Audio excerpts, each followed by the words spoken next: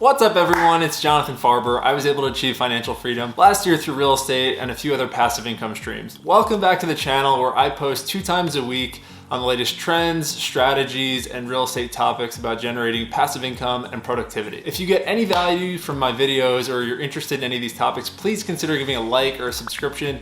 It really shows me that these videos help and show me which topics I should make more videos about. For this week's shout out, I need to shout out Jesse Faris. He also just passed his North Carolina real estate exam, which is amazing, and was in last month's mastermind community. If you want to get a shout out in my next video, drop a comment below and subscribe to the channel, or screenshot this video and tag me on your Instagram story. And as always, timestamps will be in the comments below as your time is valuable, so let's get to it. And also make sure to stay until the end where I talk about the exact way that I would use these loans and financing today. All right, so this is part 2 of our 5-part series on getting started with Airbnb investing. If you haven't seen part 1, it'll be linked here. I recommend checking it out. That's where I talked about high level, all the beginner strategies that line up with this financing video. In this video, we're talking about the money and what money you need to get started in Airbnb and what type of loans you may be able to get to use to your advantage. Let's get into it. And yes, these are in order of favorite current strategies, just like the last video. Okay, the first one, 10% down second home loans. We've talked about it more on my TikTok, which you guys should definitely check out,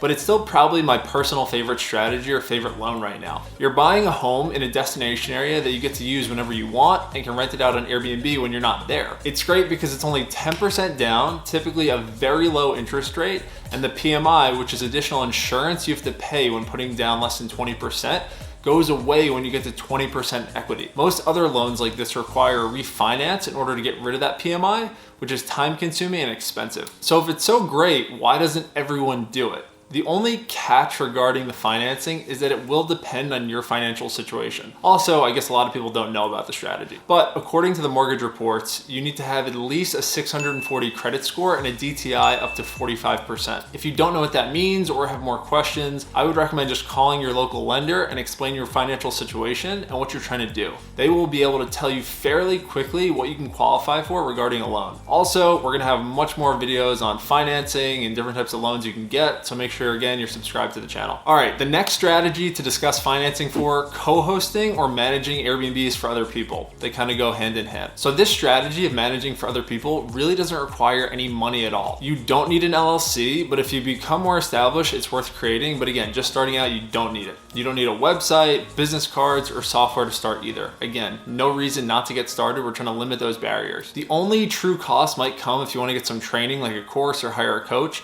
but that's not necessary if you're on a tight budget. Essentially, the only cost of doing this is the time cost of getting started and then to manage the properties. We will have a separate breakdown of how to get clients for this in the future, another part of the series. But right now, we're just saying it doesn't require any money to get started. You don't need any money to manage for other people. And in return, you can make 15 to 20% of their revenue. And if you have decent systems for this and get a few good clients, it's enough to leave your 9-to-5 office job, no problem, and just be a laptop nomad. Number 3, Airbnb arbitrage. This is the strategy where you rent a property from a landlord and then list it on Airbnb. Now, obviously the cost to do this will depend where you live and the cost of the rent and the local furniture, but conservatively, you only need about $5,000 to $7,000 to get started with this. You'll typically need 1 month's rent upfront, deposit payment, and furniture. And sometimes you'll need last month's rent, but that's totally negotiable with the building or the landlord. And like I said before, these will vary based on property type and location. We will be releasing a video breaking down the cost of furnishing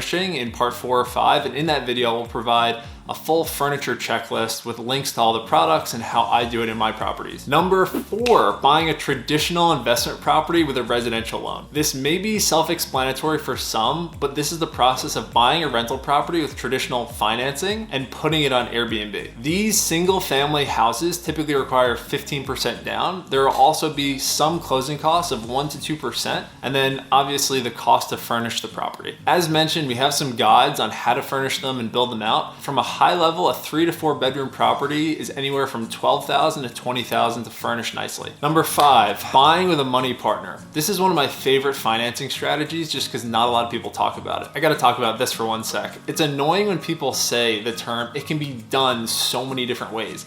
And I hear people say that a lot of time when they're talking about partnership structures. It is true, but the problem is when someone says that, it's more confusing than saying, what should I actually do? But there's a general way that I like to partner with people that I think is fair for everyone. As I mentioned in the last video, it really depends on what each side is bringing to the table so that it's a fair partnership, but this can be negotiated. What it depends on is the people's experience, level of involvement, and ability to get loans. The main scenario I've seen and done and think is very fair is this. And it's an ideal scenario where one person, probably you, has more time and energy and not so much money, but can link up with someone who maybe has more money and maybe less time and energy. Maybe a family member or a friend who likes you and likes what you're doing, they know what you're doing, they can get the loan in their name and you can be the deal finder or the manager for the property once it closes. And as for the split of the down payment, the equity, that depends on how well you negotiate and how close you feel to that person. Also, it depends on the day-to-day responsibilities. I've seen one side bring all the money and then it's still being 50-50 because the other person found the deal and will manage the property. And I've seen it where someone gets the loan in their name and then that other person needs to pay them back 50-50 equity. And I've seen it where someone gets the loan in their name and then the other person needs to pay them back 50-50 equity, either right after or over time. Again, up to you. I like the one where it's over time because you're paying it back with cash flow and you're nothing out of pocket. This is sort of back to what I mentioned before and why people say there's so many different ways to structure money partners,